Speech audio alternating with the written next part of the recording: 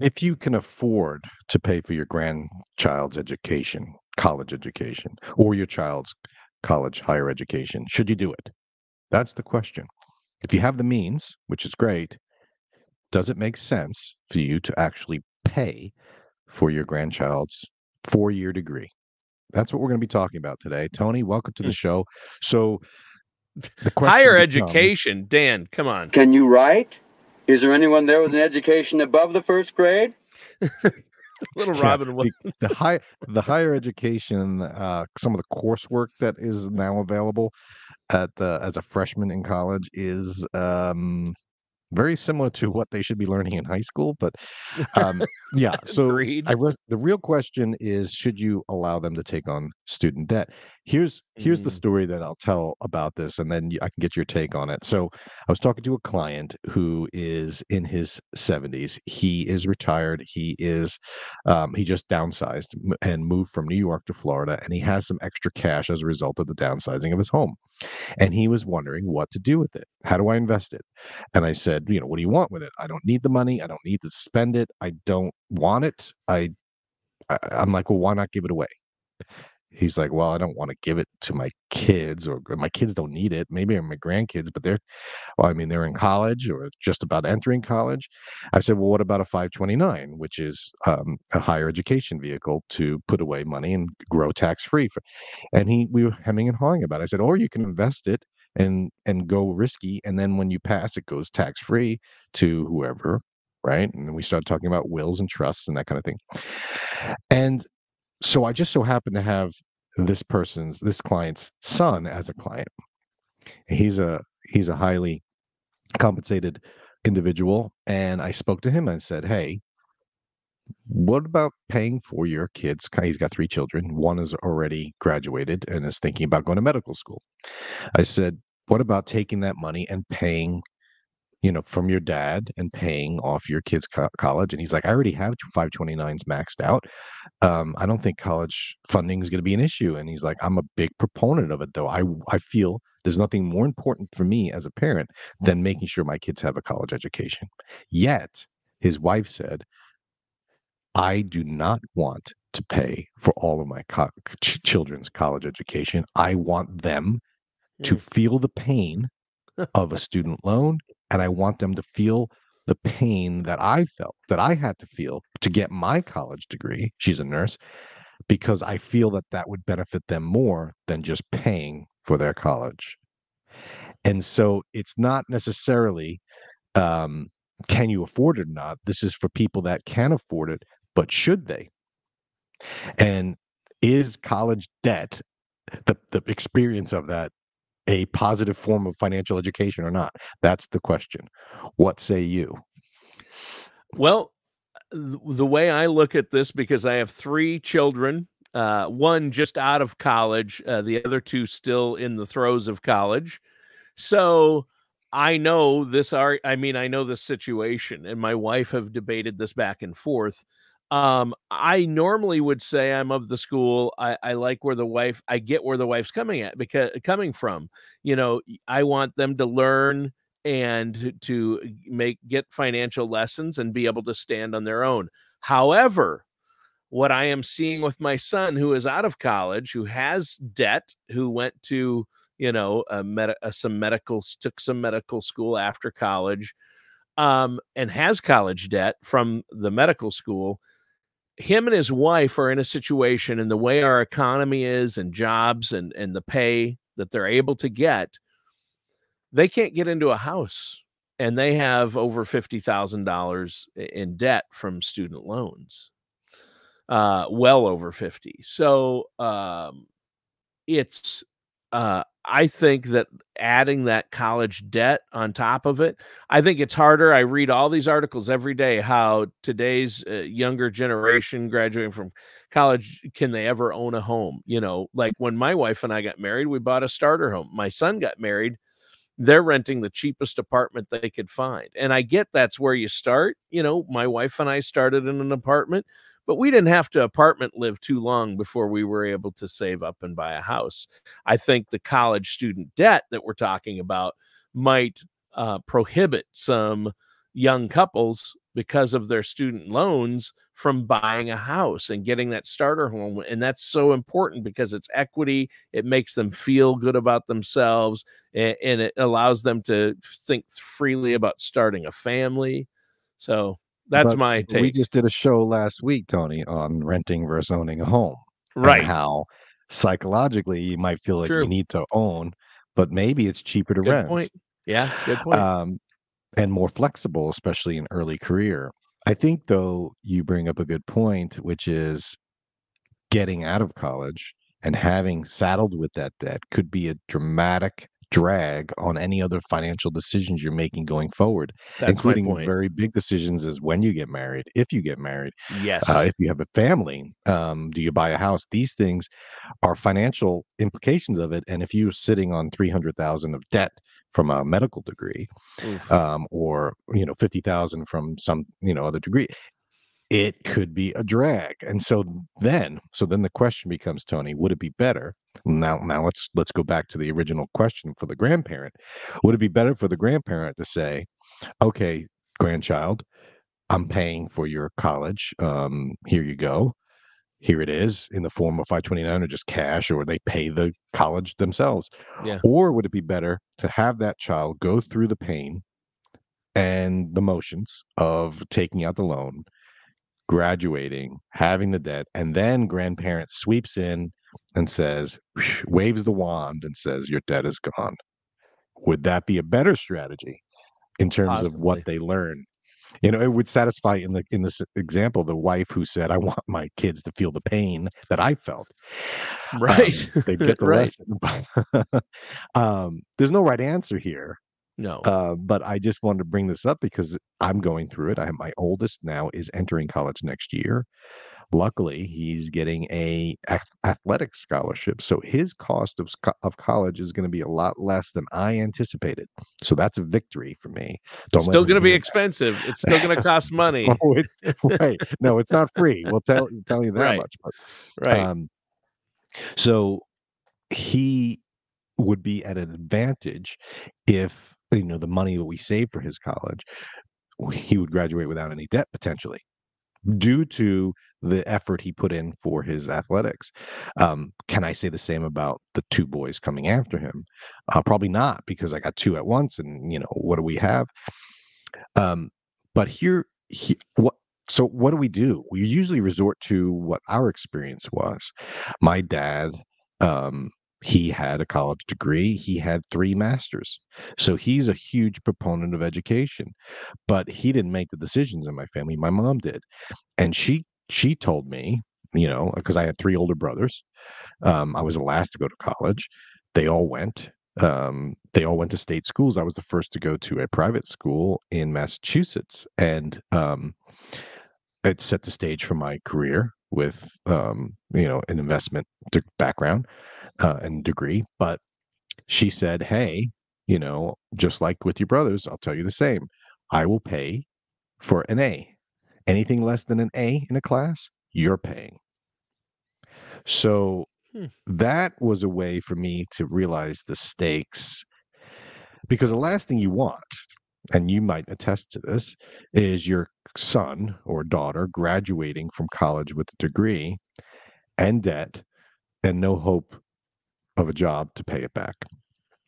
That's the problem. And so my wife and I worked really hard to steer our kids toward degrees that were in fields where they could actually get a paying job, like the medical field, nursing, or my daughter got a full ride scholarship and she's going into accounting.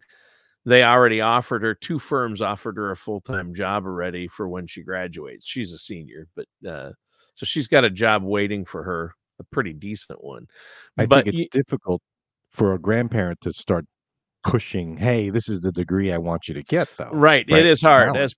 As parents, it was hard enough, and they didn't necessarily, not all of them didn't exactly listen, but they all ended up, pretty good. But kids will do their own thing. My daughter almost got I forget what she wanted to get, my middle daughter, instead of the accounting degree, and it would have been a nightmare. You know what I mean?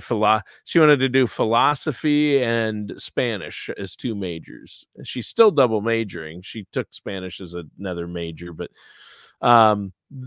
it's tough, right? So she would have had. It's not necessarily bad if she got a scholarship to do so, but if Right. she's taking on debt that exceeds the capacity to obtain a job to pay for that. See, to me, that's the bigger decision. It's not necessarily whether or not to pay. She would for have had about college. $200,000 in debt had she not got the scholarship out of college. Right. All right. So let's fast forward. She's got 200,000 in debt. What's her job?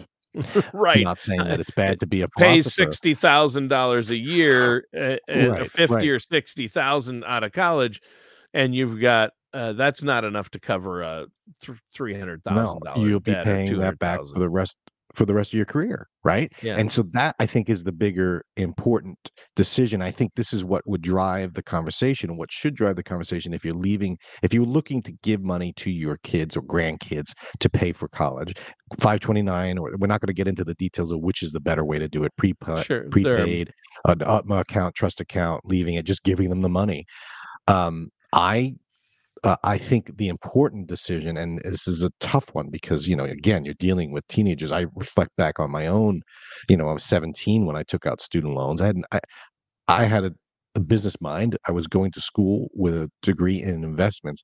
I had no idea the implications of taking out that student loan at 17. And I don't No. care, I was an immature 17. There are some mature 17-year-olds, but for the most part, they're signing documentation that's going to impact the rest of their lives potentially. So I think the focus for those that are giving should be more on, let's look at this as an investment like I would any other thing. Should I buy this annuity? Should I buy this investment? Should I buy this mutual fund? You're thinking, well, why should I buy it? What's the risk? What's the upside? What's the downside? What's the return? Should I buy the CD? Well, I can get it at a different bank, get more, right? People think those ways, but when it comes to college, are they thinking that way? No, they should.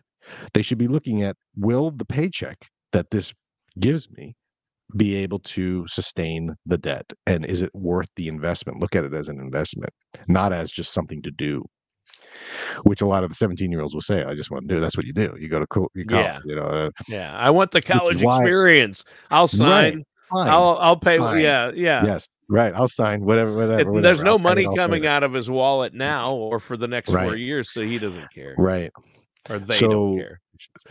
So I guess the answer to the question as to whether or not they should pay for it is going to depend on whether or not they believe, as the parent or grandparent, that this is a good investment. And yes, it's good to invest in education, right? It's hard to put a number on it, but let's just talk about real terms. Like, there's a loan associated with it. Like, if you look at it in terms of that, is it worth, would you, if it was some other person saying, hey, give me 100,000 to open this bar over here and I'll pay you back, you'd be like, well, what's the revenue? Where are the people living around this area? Or is it a sleepy bedroom community that no one's, going to go to the bar? You do all that thinking, but when it comes to education, you don't. Is it because you're tied to the social connection with your child that you're not going to, right? So you have to try and come out of it a little bit. This is where a financial advisor might help and ask the tough questions. Right. Take the emotions out of it, right? You're not emotionally involved like the parents or grandparents are. And that's why I think it's so important. The initial way you started off the conversation was the grandparent said, I've got this money. What do I do? And you said, pay for college. It's good to have a perspective and sit down and have that conversation with somebody like yourself, Dan. I just think that's huge. And for my wife and I, we talked it out. We talked to financial professionals. I've asked you questions about my kids and finances many times, and those conversations are so helpful. Or about my parents. I'm in the sandwich generation. I probably asked you more about what to do about my parents' situation than my kids. Right. But yeah, you know the drill. So I think that's great. This is a good.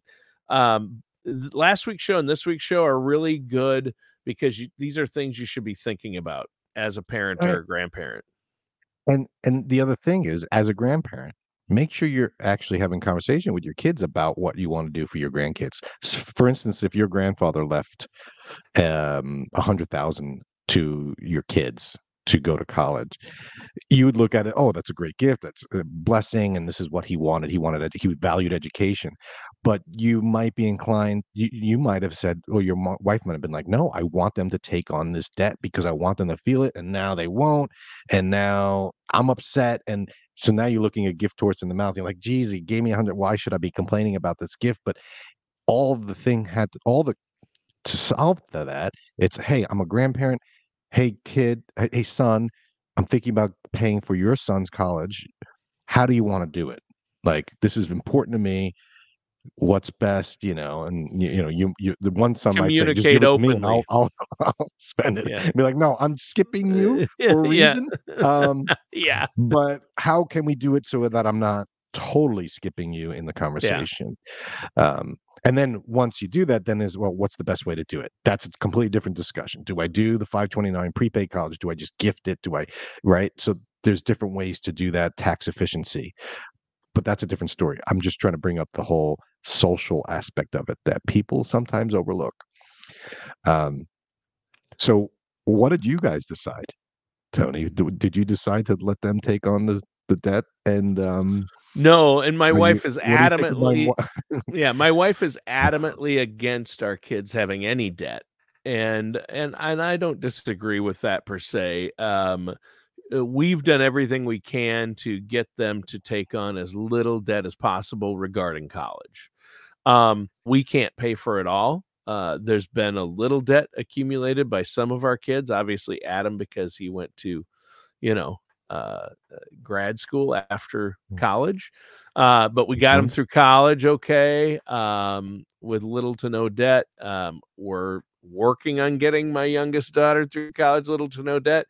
And our middle daughter, who somehow got huge brains, I don't know how she ended up so smart, but she went out and got her own full ride scholarship. Well, it covered tuition, but it was at one of the most expensive schools. So, there's still expense there, but she'll have no debt. So we had some 529 money. Yeah. So that's a different story. The graduate school, like that in the discussion. Hey, I'll pay for undergrad, but graduate, Yeah. So that's another thing. It's like it keeps on coming. And I think one of the big fears that people have, I have two, that I tell people to worry about. Number one is you can't sacrifice your own retirement planning to pay for the kids. I don't believe in that. No, we don't either. Everything. Yeah. They'll come and help me when I'm retired. No, they're going to have their own problems.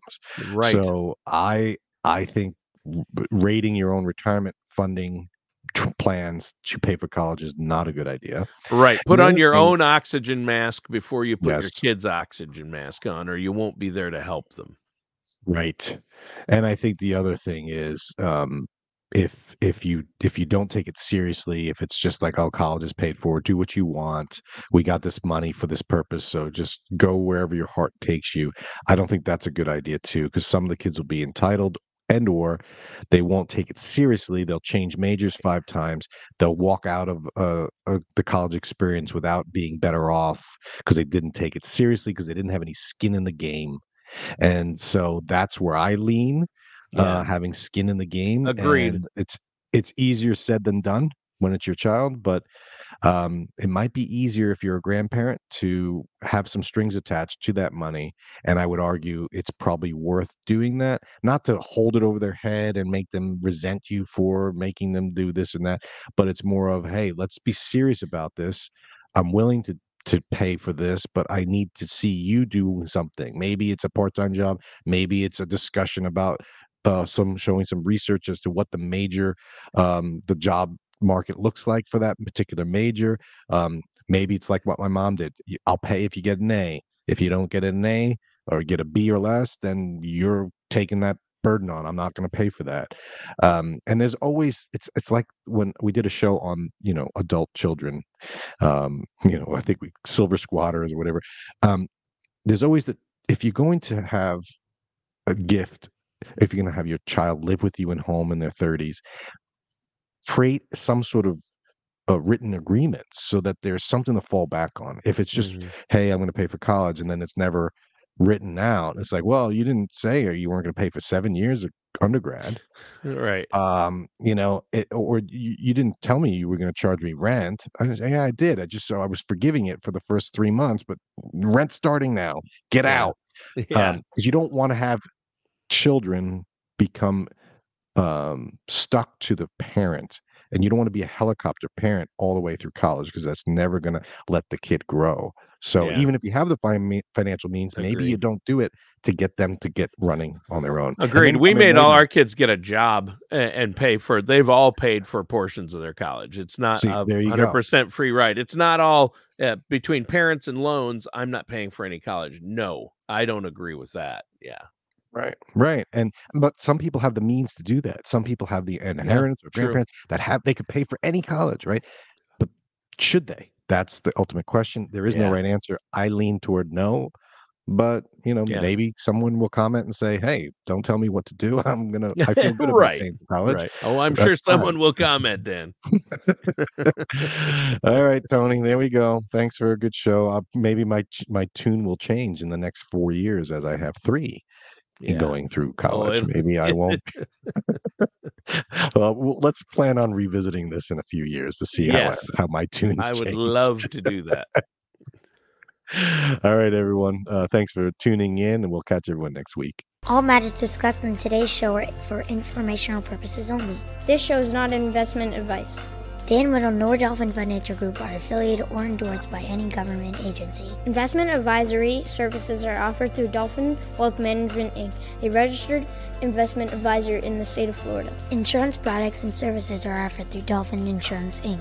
Dolphin Wealth Management, Inc. and Dolphin Insurance, Inc. are affiliated companies doing businesses as Dolphin Financial Group. You should talk to someone at Dolphin Financial Group before implementing any of these strategies or ideas.